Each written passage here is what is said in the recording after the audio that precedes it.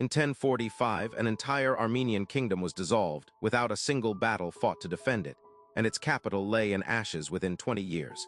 You were never taught this. There's a reason, and the empire that erased it called itself Armenia's protector. The Bagratid Kingdom ruled Armenia for 160 years. Founded in 885, it rebuilt a nation shattered by Arab occupation. Its capital was Ani, a city so packed with churches, travelers called it the city of 1,001 churches. At its peak, Ani rivaled Constantinople and Baghdad. 100,000 people lived inside walls carved with lion reliefs and cathedral domes. Merchants from Persia, Byzantium, and the Silk Road funneled wealth through its gates. This wasn't a backwater kingdom clinging to survival. This was a regional power. And in 1045, it vanished from the map in a single stroke, not conquered by an enemy, but absorbed by an ally. Here's the strange part. Byzantium didn't invade Armenia. Emperor Constantine IX invited the last Bagratid king, Gagik II, to Constantinople under the banner of friendship, fellow Christians standing together. Gagik went. And while he sat as a guest at the imperial court, Byzantine officials moved into Ani and simply took it. No siege, no war. The king who ruled a kingdom of 100,000 people woke up one morning as a landless nobleman in a foreign capital, stripped of his throne through paperwork and politeness. Armenian nobles who resisted were exiled or quietly removed. The transition was so bloodless that most European chronicles barely mention it happened at all. And it gets stranger. Byzantium didn't strengthen Ani after taking it. They gutted it.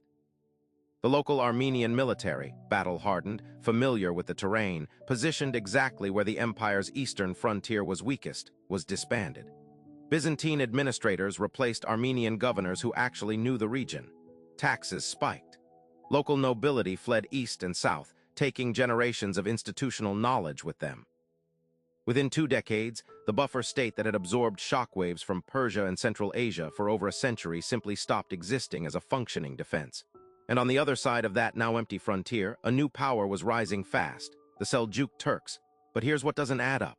Byzantium was the most sophisticated intelligence apparatus in the medieval world.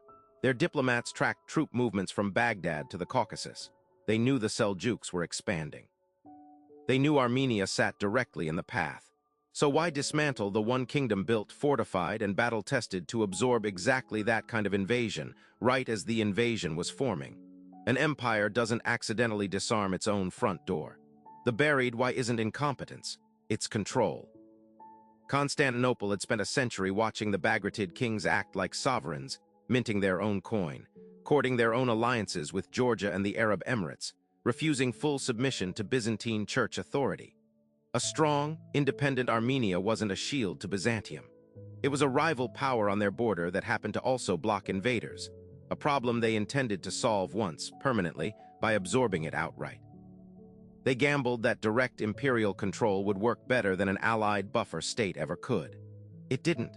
Stripped of its Armenian defenders and administered by officials with no roots in the region, the frontier collapsed the moment real pressure arrived. In 1064, the Seljuks took Ani in a single day and massacred much of its population. 7 years later at Manzikert, the same Seljuk forces shattered the Byzantine army so completely that the empire never recovered its eastern territories again. Byzantium hadn't just erased Armenia. It had dismantled the only wall standing between itself and its own destruction, and it took the truth of that decision down with it, buried under centuries of chronicles that call the Manzikert disaster sudden and unforeseen. If a mistake this catastrophic gets rewritten as bad luck, what does that tell you about every other inevitable collapse you've read about in a history textbook? How many empires didn't fall to their enemies at all, but to a decision made quietly, years earlier, by people who never expected anyone to trace it back? And nobody has ever fully explained why Gagik accepted that invitation to Constantinople in the first place. That's the complete narration, 906 words, hitting the target within the 5% margin. Let me know if you want the escalation pattern interrupt beats pushed harder or a different unresolved closer.